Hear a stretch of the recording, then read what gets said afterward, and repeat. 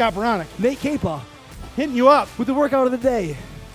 So just say we're demonstrating Right, this as this if is I'm a a new early- patient. yep, You're my this is early, prosthetist. yep. You're getting me up for the first time.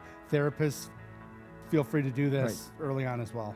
And make sure, like, so you're teaching me when I do it to fire Right, those to extensor use muscles. this and to Yeah, stretch I'm not and- just going and like lengthen this. it. And You're, going you're supposed to be you're supposed to lengthen through your hip. right. So your shoulders don't act. I don't want your shoulders moving. I want your hips moving. I want your shoulders staying right in one spot as you shift back and forth. So if you're doing weight shifting, you'd be kind of like this, right, and then coming back off it.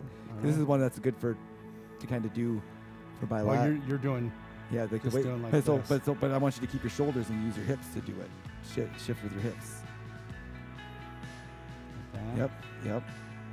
Feel how you can drive through it. Mm-hmm. And now, so that's keeping your center of mass is staying over top, like right in the center, so you're not developing these habits where you're getting a lot of trunk sway when you walk. You're really learning to let your hips do the work and keep your center of mass right over. This is so much more solid. You're much more stable when you're standing here like this.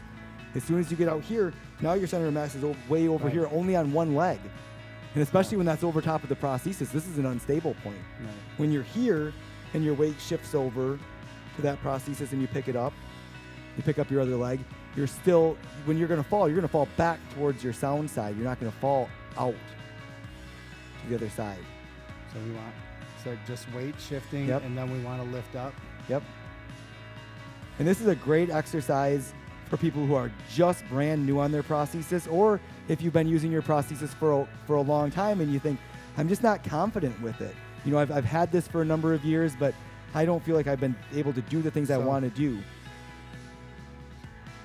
The big thing to focus on is really getting that weight shifted without your shoulders or minimal movement of your shoulders. They're going to come along for the ride somewhat. A little, But you really want to shift through your hips and feel that weight move through your foot. You just don't want the shoulders Then your dipping. prosthesis. Yep, you want your shoulders to stay upright, nice and tall as you're moving. And you can see here too, I'm demonstrating this. A lot of people think if you're using an assisted device like a cane, they're doing it, really gripping tight. But if I go to balance myself on the center of my prosthesis, it just depends how good the start is. But you see, I'm kind of all over the place. I can do it, but if I just have 2 fingers on the bar here, all day long. So he's not supporting any weight. He's just using that to kind of center and to kind of help correct. I'm not putting any weight through the bar at all. A lot of the corrections for balance come from our ankle. Our ankles are what do the soft twitch for balance on when we're standing on one leg. So in an amputation, those are removed, so it's left up to the hips. The hips are great for compensating balance, but they're slow twitch. So what we're trying to do is we're trying to recruit fast twitch muscle fibers in your hips so that they learn to be more corrective and help to correct fast enough. Most people that lose a limb have plenty of strength. The strength isn't the issue, especially after some physical therapy, after some time on it. The real problem is speed of contraction. Yes. It's Speed that of the contraction contractions don't inside the socket. happen fast enough to actually maintain that balance. So if my balance is like going from front to back, I've got to quick fire those muscles. So I'm pushing on the back wall of the socket and then go to the front wall of the socket or the side of the socket. All this is happening inside of the socket by me firing those muscles to help maintain my balance. If you really want to pick it, this may not look like I'm doing anything at all. I did this with a patient in my office just yesterday. I guarantee you, take 2 fingers on the bars or just a chair, anything, and stand like this for 30 seconds. Your muscles are going to be sore. Right. Guarantee it. You could see the movement, but I don't have an ankle, but look at the movement that's going on down here. I mean, that's balance, and I'm doing it without an ankle. You can see I don't have hardly any. I'm going to go 1 finger. Look at that. That's a great exercise.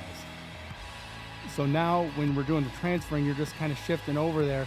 We're not doing it that long, but if you sit there and really just do this, now if you've got a new amputee, that's asking quite a bit of them. But if you have, what you really want to focus on if you're working with a new amputee is when they come in, they lift that up, try to hold it for 2 seconds. 1 1,000, 2 1,000, okay? And the reason I like to do that is if I'm training somebody for the first time how to take steps, you're showing them, for me to be able to take a step, Nate, why don't you count off, how long am I keeping my weight on my prosthetic side? 1/1000. Right. About a second. About a second. So I like to say 2 seconds, because then I can point out to them, this is at a point where this patient usually hasn't even taken a step yet the first time we do this. So you can say 1/1000, 2/1000. So that first time they're wondering what this is going to feel like.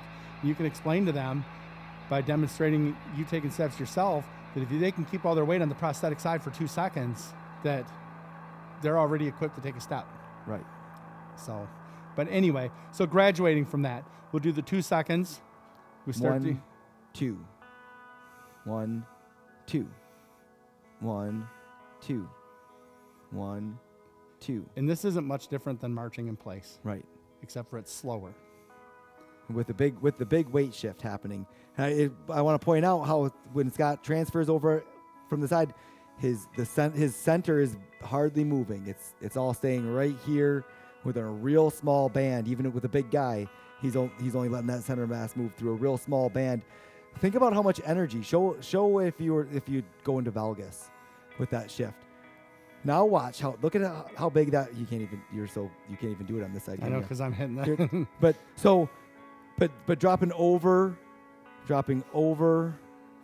Look how far my center of mass is moving here. When you shift like this, look how much it moves. So that's energy. At the end of the day, moving from here to here to here, that's going to wear you out over time. And sure, it seems easier at first. It seems like, hey, this can get me from here to there. But we're talking about now at 4 o'clock in the afternoon, 8 o'clock in the evening, you're going to be worn out from this right here, where just by controlling, by keeping everything there and taking the time to get your endurance up the right way, you'll be able to have that longevity throughout the day. And there's a few things that contribute to this. I mean, the first and foremost thing is their first time up on the prosthesis, they feel confident on their sound limb. And they may not know it, but they're getting no sensory feedback on the prosthesis. So here they can feel everything that's going on. So what's happening is they're taking a step, okay, and they come over here, but they want to stay on this side. So I'll try to exhibit in this area. They're going like this because they want all their weight on their sound side, because they have sensory feedback. That's where their confidence is. So after you feel confident enough with the 2 seconds of lifting, and you've got good form, you know that you're doing this right, then you can build 5 seconds and hold. 3, 4, 5. 1, 2, 3, 4, 5. 1, 2, 3, 4, 5. 1, 2, 3, 4, 5. Now, in exercises like this, I don't like a set number personally. I mean, if you're somebody that likes a set number, get a number in your head and say, I'm going to do 10, I'm going to do 20. I think it's with this kind of exercise, it's a lot better to listen to your body. When you start to feel fatigue, when you start to feel, I can't hold the form anymore, I can't do this the right way. I don't care if it's been 4 that you've done or if it's been 40 that you did. I want you to go until you feel like I can do this, but I'm cheating to do it. And then that's the time to stop. Your body, you're losing the benefit of the exercise. You're losing the benefit of the exercise. You've already fatigued. So it's not about having a set number in mind, especially on some of these real preliminary things like this. It's about saying 1, 2, 1, 2. Oh, I'm dropping down. You know what? That's enough then. That's time to stop right then and there. Yep. Come back, give yourself a couple minutes of a break, get up and do it again. If you really want to do 10, do 2. Wait a minute. Do 2. Wait a minute. Do that 5 times and you've done 10. You're only competing against yourself. Exactly. If you're going against your own numbers. So if we talked about a 2-second progression to a 5-second progression, if you were doing a 2-second progression and you went to a 4-second progression, it's not a failure because you're not doing 5. You're winning because you're doing better than 2. Right. So, and like Nate said, you defeat the purpose of the exercise once we start to lose form. This is all about an early intervention with this is so important, because once you develop bad habits, they're hard to break. Right. So doing this early, and that's where it's the same thing with the exercise. You may think you're getting a benefit by pushing yourself to do more, but if the form is bad, that means somewhere else in your body's trying to overcompensate for that. Right. And these are where the bad habits begin. Or injuries happen. No, that's Where injuries happen. So Mm-hmm. really be mindful of listening to your body and using that as your guide for how far you push.